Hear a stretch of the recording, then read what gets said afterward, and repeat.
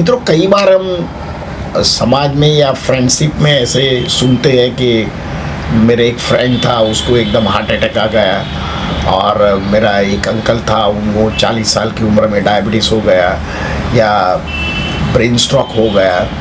तो ये एक आम बात है, परंतु ये आम बात नहीं है। और इसका कारण हमारा लीवर है।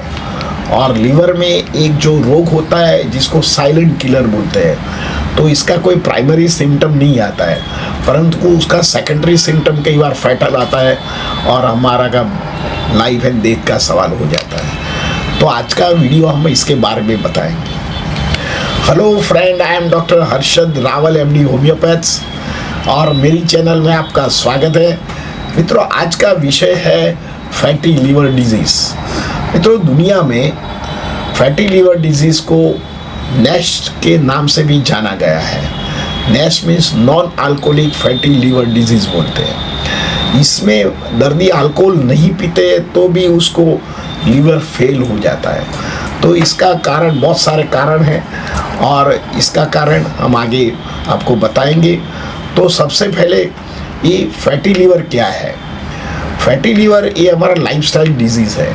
हमारा जो लाइफ में हम ज़्यादा शुगर खा लेते हैं, ज़्यादा फैट खा लेते हैं, और हमारे सभी फूड में भी शुगर और फैट फूड ज़्यादा होते हैं। और ये हम शरीर में खा तो लेते हैं, पर जो जितना पचाना होता है ये कुदरती पच तो जाता है, पर कई बार ये एक्सेस होता है तो ये लीवर में स्टोर हो जाता है। और लीवर में हमारी एक मेन ग्रंथि है, इसमें पाचक रस भी उत्पन्न होते हैं और स्टोरेज का काम भी करते हैं। पर इसके अंदर कार्बोहाइड्रेट भी स्टोर होता है और फैट भी स्टोर होता है। जब हमारा शरीर में जहाँ भी कार्बोहाइड्रेट की ज़रूरत होती है और क्राइसिस हो जाता है, कई बार हार्ट में ज़रूरत पड़ती है, कई बार ब्रेन में ज़रूरत पड़ती है, कई बार हमारे हाथों में कार्ब्स की ज़रूरत होती है, तो ज़्यादा जो एक्सेस कार्ब्स होता है ये हमारा शरीर लीवर में से खींचता है। इसी तरह फैट भी जो होता है, ज़्यादा फैट होता है तो ये लीवर में से जो स्टोर हुआ वो हमारा शरीर में जहाँ भी वेर एंड टेयर है वहीं पहुँच जाता है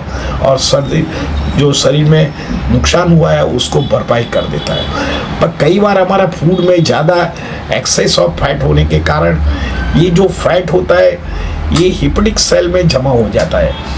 जो लीवर के जो सेल होते हैं उसको हिपेटिक सेल बोलते हैं, और ये सेल स्टीफ हो जाता है, स्टिनोसिस हो जाता है, कठोर हो जाता है, और ये लीवर को धीरे धीरे इनएक्टिव बना देता है। और इससे जरिए आपको एक जो डिजीज़ उत्पन्न होता है उसको फैटी लीवर डिजीज़ बोलते हैं। तो कितने प्रकार के फैटी लीवर डिजीज़ है? ऐसे तो दुनिया में ऐसा माना गया है कि फैटी लीवर डिजीज़ से 8 से 12% लोगों की मौत हो गई है।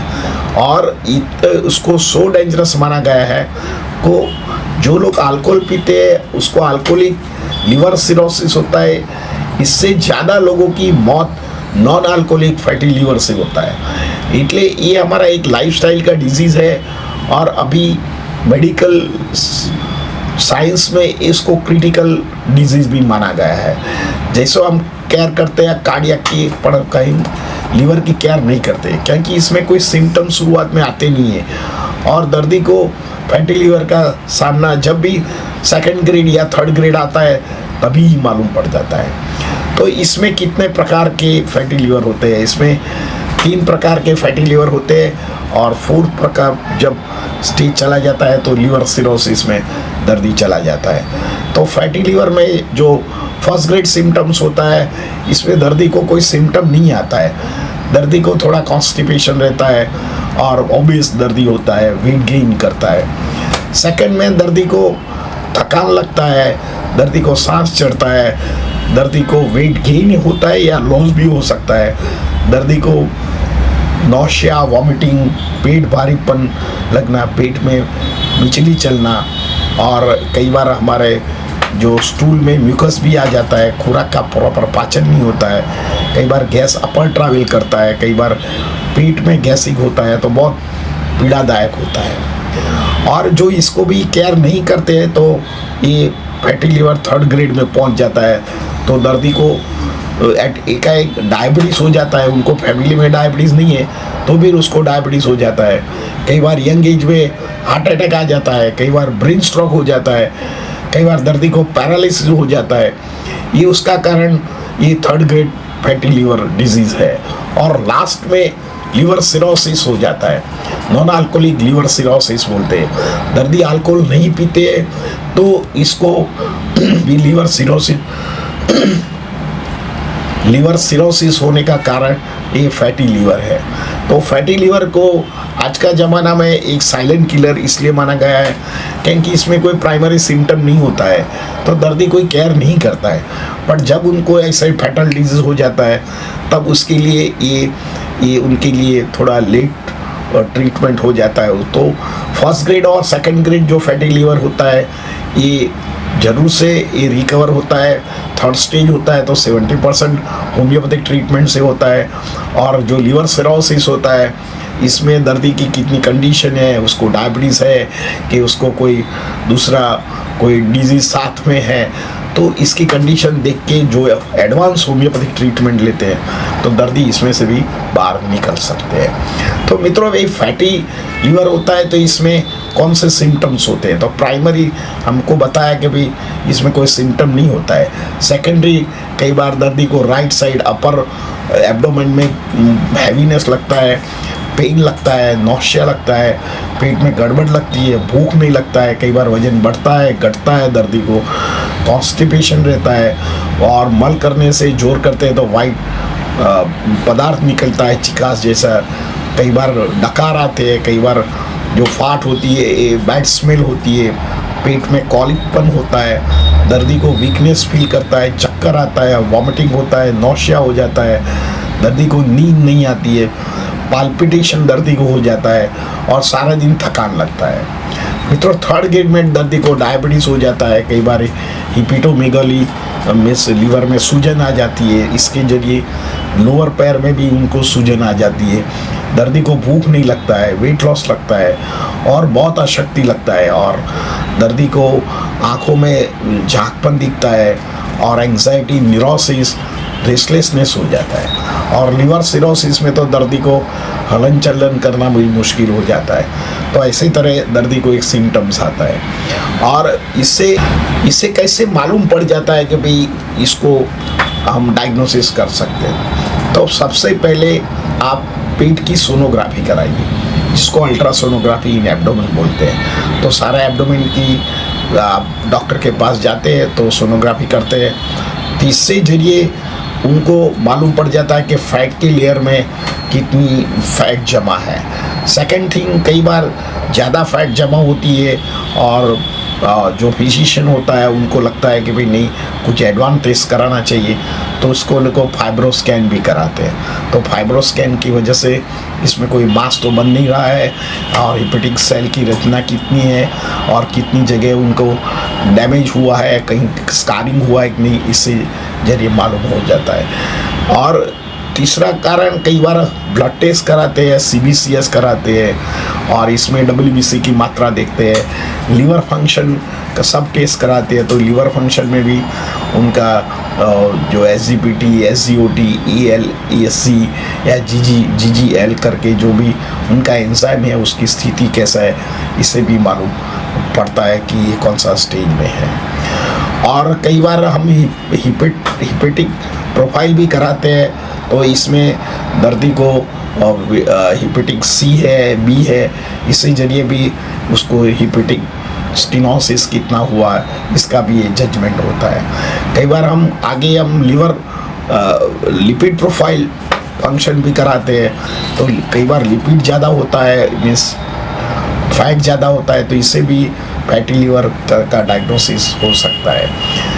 कई बार दर्दी को हम फास्टिंग कराते हैं शुगर डायबिटीज़ के लिए, PPBS, HB1AC कराते हैं, तो इसे भी दर्दी को मालूम पड़ता है कि ये कौन से स्टेज में है। दर्दी को कई बार हम iron profile means ferritin profile करते हैं, कई बार ज़्यादा फेरेटिन होता है, तो इससे भी डायग्नोसिस होता है कि ये दर्दी को कौन से स्टेज में है, 1 में है या फैटी लीवर 2nd स्टेज में है या 3rd स्टेज में होता है। जो इससे भी कंफर्म होता है तो बाद में दर्दी को लीवर की बायोप्सी की वजह से भी दर्दी को जांचा जाता है कि भाई उनका लीवर की जो हिपेटिक सेल है ये कंप्लीट पैरालिसिस है और इसका कितना डैमेज हुआ है, 100% हुआ है, लिवर सिरोसिस हुआ है, तो इसे जरिए मालूम हो जाता है। मित्रों, ये डिजीज़ इतना डेंजरस है, आपको लगता है कि भाई प्राइमरी स्टेज है, चलो अभी हम लाइफस्टाइल चेंज नहीं करते तो अभी क्या हो जाएगा, सेकंड स्टेज हो जाता, पर सेकंड थर्ड स्टेज आने में बहुत जल्दी नहीं लगता है। तो इसके लिए आप सीरियस हो जाना चाहिए। तो इससे आपको क्या करना का है, तो आपको रेगुलर वॉक करने का है, वेट को कंट्रोल करने का है, आपको प्रॉपर ओबेज जो होते हैं तो ओबेसिटी कम कीजिए, आपकी लाइफस्टाइल सारा दिन बैठने का है तो एक्टिव लाइफस्टाइल कीजिए, वेट उचकने का काम कीजिए, मेडिटेशन कीजिए, जो आपको ज़्यादा ऑयली फूड है या तली हुई चीज़ है या नॉन वेजिटेरियन है, रेड मीट है, उसको अवॉइड कीजिए, हफ्ते में 1-2 बार उपवास कीजिए, योगा कीजिए, मेडिटेशन कीजिए। जो आपको नींद नहीं आती है तो आप मेडिटेशन का भी सहारा ले सकते हैं या दूध और हल्दी रात को ले सकते हैं, तो इसे जरिए भी आपको कई हद तक आपको इसको रिवाइव हो सकता है। आपको होम मेडिसिन में आप लेमन या साइट्रेट फूड इसके लिए बहुत अच्छा है, तो लेमन जूस ले सकते हैं आप, ऑरेंज होता है या मौसम्बी या संतरा भी आप ले सकते हैं। Pineapple is a great source, ये लीवर के लिए अच्छा है। ग्रीन टी इसके लिए सबसे अच्छा है, या जिंजर है, या आप नारियल पानी ले सकते हैं या छाछ का उपयोग भी आप कर सकते हैं। तो इसी जरिए भी आपको लीवर में जो सूजन हो धीरे धीरे कम हो जाता है और ये रिवर्सेबल है। देखो, फर्स्ट ग्रेड और सेकंड ग्रेड होता है, पर जब डायबिटीज़ हो जाता है तो उसको रिवर्स करना मुश्किल है, परंतु फर्स्ट ग्रेड और सेकंड ग्रेड की आप जो होम्योपैथिक दवा लेते हैं तो आपको ये लीवर फैटी लीवर है उसको आप कन्वर्ट कर सकते हैं। मित्रों, होम्योपैथिक में बहुत अच्छी दवाइयाँ है, जैसे सबसे पहले आप चेलिडोनियम दवा है, सी पोटेंसी में लेने का है सुबह दोपहर शाम को। जिन लोगों को भूख कम लगती है, वेट लॉस होता है, खाने में तकलीफ होती है, चक्कर आ जाता है, लीवर के साइड हैवीनेस लगता है और भूख देख के मिचली आ जाता है, वर्टिगो आ जाता है और अशक्ति फील करते हैं, और पास्ट में कोई आपको हिपेटिक बी और सी की कोई आपको इन्फेक्शन हुआ हो तो इसमें चेलिडोनियम इज वर्क वेल। आपको 6C पोटेंसी सुबह दोपहर शाम को लेने का है। दूसरा मेडिसिन है कार्डुमम मैरिनस नाम की जो मदर टिंचर है, ये लीवर के लिए अमोघ मेडिसिन है। इसमें दर्दी को अशक्ति लगता है, प्राइमरी फास्टिंग में शुगर आ जाती है, PPBS में नहीं आती है दर्दी को, और दर्दी को भूख नहीं लगता है और वीकनेस लगता है, चक्कर आता है, पेट में हैवीनेस लगता है, कॉन्स्टिपेशन होता है, गट बैक्टीरिया में उसको तकलीफ, गट बैक्टीरिया कम होने के कारण उसको इंडाइजेशन रहता है, तब आप ये दवा का उपयोग कर सकते हैं। थर्ड दवा है ये नक्सोमिका को अमुक दवा माना गया है क्योंकि हमारे GIT ट्रैक्ट को मेटाबॉलिज्म रिदमेटिक करता है और उसको गैस कम करता है और उसको कॉन्स्टिपेशन रिलीज करता है, दर्दी को भूख लगता है, और फैट मेटाबॉलिज्म एंड आपको शुगर मेटाबॉलिज्म भी, कार्ब्स मेटाबॉलिज्म भी करता है। तो आपको नक्सोमिका 30 पोटेंसी लेना चाहिए। कई बार मित्रों लीवर में और गोलब्लैडर में स्टोन होता है और कई बार हिपेटिक ऑब्स्ट्रक्शन हो जाता है, कई बार स्टोन की वजह से, तो इसमें बल्बारिस वल्गारिस दवा लेना चाहिए। किसको छोटे छोटे जो कॉलीलिथियासिस बोलते हैं, जिसको छोटे छोटे अंदर स्टोन हो जाते हैं जैसे गोलब्लैडर में, और गोलब्लैडर के नेक में फंस जाते हैं, तो कई बार अंदर से उससे चक नहीं आता है, और कई बार दर्दी को बड़ा स्टोन होता है, तो भी होम्योपैथिक में बिना ऑपरेशन आप जो दवा कराते हैं एडवांस दवा, तो भी गोल्ड स्टोन भी मिट जाता है। और ये बल्बारिस वल्गारिस स्टोन तो निकालता है, पर जो लीवर की जो एनाटॉमिकल रचना होती है, इसमें जो सूजन आया हुआ है और इसमें कोई स्कारिंग हुआ हो, ये कुदरती रिपेयर करता है। पांचवी अमोघ दवा है लाइकोपोडियम। लाइकोपोडियम को लीवर का टॉनिक भी माना गया है। दर्द को भूतकाल में कोई लीवर में डैमेज हुआ हो या अंदर स्कारिंग हुआ हो या सेकंड ग्रेड उसको लीवर फैटी लीवर हुआ हो या दर्द को डायबिटीज़ हो, बार बार यूरिन जाना पड़ता है, यूरिन में स्टोन हो जाता है और यूरिनरी ट्रैक्ट की समस्या रहती है, तब आप लाइकोपोडियम का उपयोग करना चाहिए। मित्रों, ऐसे तो इसको फैटी लीवर को साइलेंट किलर माना गया है, पर उसकी जो काळजी रखते हैं हम, खाना पीना कंट्रोल करते हैं, वेट कंट्रोल करते हैं, लाइफस्टाइल चेंज करते हैं और साथ में होम्योपैथिक दवा लेते हैं तो ये रिवर्स हो सकता है। तो आपको ज़रूर ट्राई करना चाहिए और आप होम्योपैथिक दवा लेते हैं तो आपको ये झटमुट से मिल जाता है। मित्रों, मेरा ये वीडियो आपको कैसे लगा? अच्छा लगता है लाइक कर दीजिए, शेयर कर दीजिए। धन्यवाद, थैंक यू वेरी मच।